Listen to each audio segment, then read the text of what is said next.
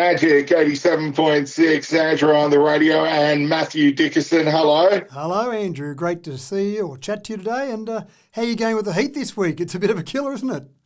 Yeah, no, don't talk to me about that, Matt. I don't do heat. Heat is not my thing.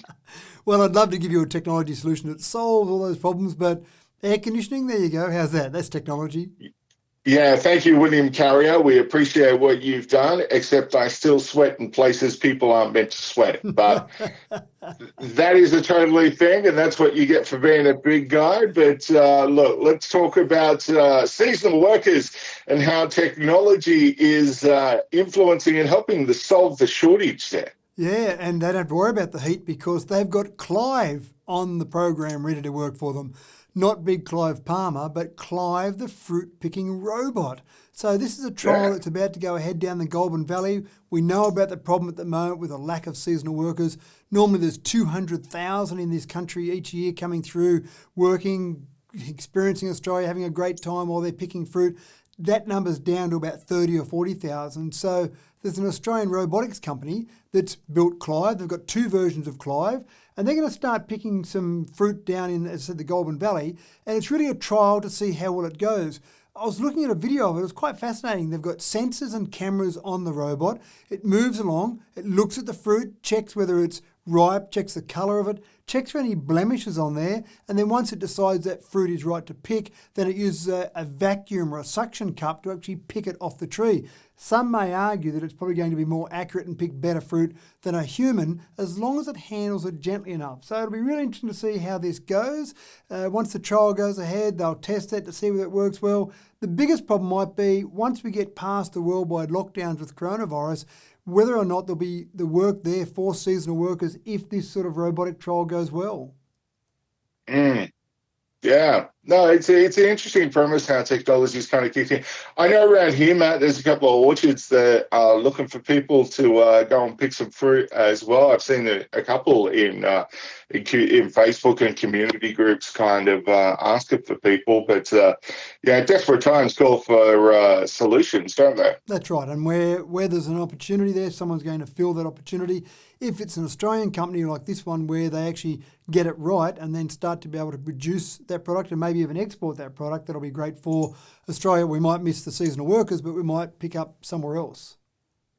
Yeah. Passwords, everyone's kind of got some, but 2020 has showed us the latest data with usage towards them. It's really 2020 is showing us that it's pretty much the same as 2019. There's little difference in terms of the passwords people have used, and they're bad. So 1, 2, 3, 4, 5, 6 is still the most common password used across the world. And this wasn't just a couple of people getting together around a pub and saying, what password do you use? This was in data breaches that occurred during 2020 and an inspection of 275 billion different passwords.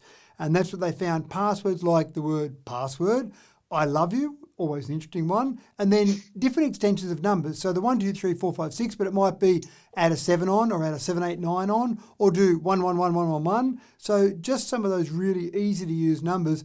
It's amazing how many people still use those despite all the warnings, despite the public service announcements that we give out on Magic 87.6 to talk to people about those. They still use them. One of the interesting ones that popped up or has popped up this year is a password Senha, S-E-N-H-A. And I thought that was an unusual one, but then I found out that password is the word password in Portuguese. So that's made the top 10 list this year. So Picture One is another one, and I think that's probably come about because some programs, some sites, some apps make you use some letters and numbers in your password. So picture and then the number 1 is the most common variant of that.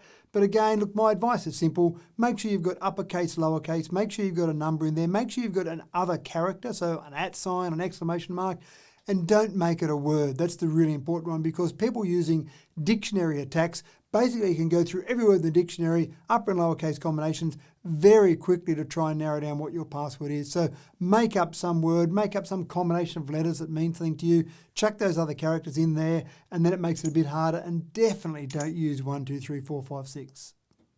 Yeah, no, don't do that. I've noticed though, Matt, there's been a change though in some websites where you do go to create a password now. And you know how you sit there and go, oh, use this and multiple characters and stuff, that they've actually gotten to the point now where there's actually some websites that I've gone to log on to where they've actually outlawed that. And so I think people are just getting so frustrated now that they just go, you know what, I don't care anymore. Yeah, and you may be right. I mean, obviously, you would hope that websites are saying, let's make it tough for you. And it might frustrate people, but it's for their own safety. The other thing is two-factor authentication. So when you go to log on somewhere, you'll then get a text to your phone or you get an email to your email address. So that gives you that second factor of authentication to make it a bit harder as well. But again, with passwords, there's still, we rely on passwords for so many things. Even mobile phones, I see so many people not even use a password. And I actually say to them, so is it okay if I just grab your phone and I send an email to everyone in your contact list, everyone in your address book that says you're an idiot? And, oh, no, don't do that. Well, if you leave your phone sitting around, that's what someone could do. Or post something that's absolutely terrible or post a picture that's terrible on all of your social media sites. Oh, I wouldn't like that. Well, then at least have some password on your phone, have some basic security there to make it a bit harder for someone. If you did that from my phone, all the recipients would just go, you're telling me something I already know. It may well be the case. So don't worry about a password on your phone then. Yeah, no. They just go, you know what, we already knew that. We were just hoping someone would just realise that. But Apple, they're in deep water in Italy, of all places. They're in deep water indeed. I love your little bit of a pun to start off there, Andrew. They've been fined by the equivalent of our ACCC in Italy. It's called the AGCM over there. And they've been fined because the water resistance claims that Apple are making are not really able to be backed up in the real world. So Apple claimed, and this is before the iPhone 12 with some previous models, they claimed up to 4 metres underwater for 30 minutes. But the only minor problem with that was in the laboratory using pure H2O, pure water with nothing else in there, which happens in the real world about 0 times. People have them in a swimming pool or in the ocean or water that comes out of your tap. All of those have got other things in the water. And so what happened was that people were getting water into their phones. They're saying, well, hold on, I only went less than 4 metres, it should be okay. And then Apple would say, sorry, it didn't have pure water, so it doesn't count. Or they just didn't honour the warranty claims on it anyway. So even though they might have been in water that was pretty close to being pure, they weren't being honoured. So they've been fined 10 million euros by the AGCM, effectively for false advertising, misleading consumers by advertising something and featuring that advertising as a major part of it, not just a minor thing written down somewhere. It was basically in a lot of the advertising, it was a prominent feature, and then not honouring the warranty and not being able to live up to those claims. Yeah, it's crazy. You figure Apple would have had some of the smartest minds in the world, that they would realise that if you're going to go swimming the ocean, there are salt in the ocean. If you're going to go in a pool, there's chlorine. You would have at least mixed up some form of solution that would have kind of matched up real world situations. I think it was a classic case of the engineering team not talking to the marketing team. Engineers did it with pure water. Marketer said, great, we can sell lots of phones on the back of this, let's go to town. And dare I say it, Andrew, marketing is not always truthful. So maybe the marketers need to talk to the engineers a little bit more. Yeah, heaven forbid advertising tell it the way it is. Exactly. Yeah. Speaking of the Apple Watch, it can now save your life. Yeah. There's an interesting situation where a young person, Zachary Zeiss, 25-year-old, had his Apple Watch on, sitting there doing some study, and he'd set up his Apple Watch to give him heart rate notifications if his heart rate went too low or went too high. And he was sitting there doing not much, and next thing you know, he had an alert on his watch to say his heart rate was too high. It was at 210 beats per minute. Now, the health expert tells us that your maximum heart rate is roughly 220 minus your age. So his maximum should have been 195, but that would have been if he was doing a hard workout, doing a tough run, riding his mountain bike. But he was sitting there doing nothing, and it was 210 beats a minute. So he was aware enough that maybe something was going wrong. Some friends got him to some medical help. Turns out he had an atrial flutter and he needed an atrial ablation to fix that. And because he got there so quickly, he's now fine. He's 90% of the way through his recovery. But it's a great example of where our wearables, and that wearables market is absolutely exploding at the moment. Wearables can be great for tracking our steps, seeing how much exercise we're doing, just tracking a whole range of things, but also looking after our health. And you see a lot of people now in the aged category who start to use their Apple Watch as their emergency watch as well. Rather than having some sort of emergency device hanging around their neck, they have the watch, so if they fall over and don't move for a minute, it automatically calls 000 for them. That's fascinating stuff.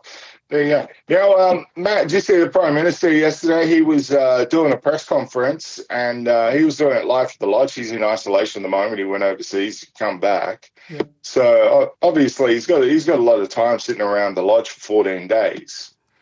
And, you sit here and you wonder, we're all using the internet a lot. What kind of connection does Scotty have at the Lodge? Well, it turns out not a very good one. I reckon he could go to Mudgee. Oh, really? And he could use fibre to the node in Mudgee, and he'd probably be better off than what he had at the Lodge. So they got special permission to have the Prime Minister come into question time. Never before has someone been allowed to come into Parliament and actually be an active member of Parliament if they weren't physically there. But again, coronavirus has given us a whole bunch of firsts, and this is another one. And of course, he was asked by one of his colleagues, Dorothy Dixer, because he wanted to be there and have a bit of a chat. But unfortunately, he started to answer. No one could hear him. The Speaker actually cut him off, which is not something the Speaker would normally do to the Prime Minister. So he cut him off and said that, sorry, Mr. Prime Minister, I can't hear you. We'll carry on and maybe we'll come back to that. And then someone else asked a question and they could start to hear the answer the next time he spoke. Obviously, someone had got to the volume control and turned it up a bit. He thanked the Parliament for allowing him to come in virtually and then started to give his answer. But again, they couldn't hear him. So they gave up, and that was his participation. From then on, it was just the Prime Minister on a TV screen in Parliament and no interaction because they couldn't hear him. So there were a fair few calls from the opposition about what sort of NBN have you got? This is the failure of the NBN, and a few sledges went around about that. But you would have thought they would have tested it a bit first, made sure it was all going to work okay. But who knows what's of internet connection. I remember back, actually, I was doing some work for one of Kerry Packer's properties many years ago. And one of the things that Kerry had was basically a direct line. It wasn't quite a direct line. It did involve some other connections, but a direct fibre line on the property to his house that went basically, this is up at Elliston at his little rural retreat, and it basically went straight to Channel 9. And if you remember the old days when Doug Mulray was on air and then he got cut off, that was done from Kerry Packer's home at the little control panel he had where basically he had the big red button to cut off someone. And so while Doug Mulray was on air floundering terribly, then Kerry's hit the big red button which cut him off and went to some alternative programming on Channel 9. So if it's good enough for Kerry Packer to have his direct line through to Channel 9, surely the PM can have something from the Lodge through to Parliament House. Yeah, that's what we need to install, Matt, the big red button, because you know what? A rerun episode of Cheers is definitely more entertaining than Scotty from marketing trying to gibber on in question time. Yeah, especially when you can't hear him. Yeah, it's still... Absolutely. Maybe that was deliberate. Maybe that wasn't a problem. Maybe that was deliberate because he didn't have much to say. Oh, yeah, he's never got much to say.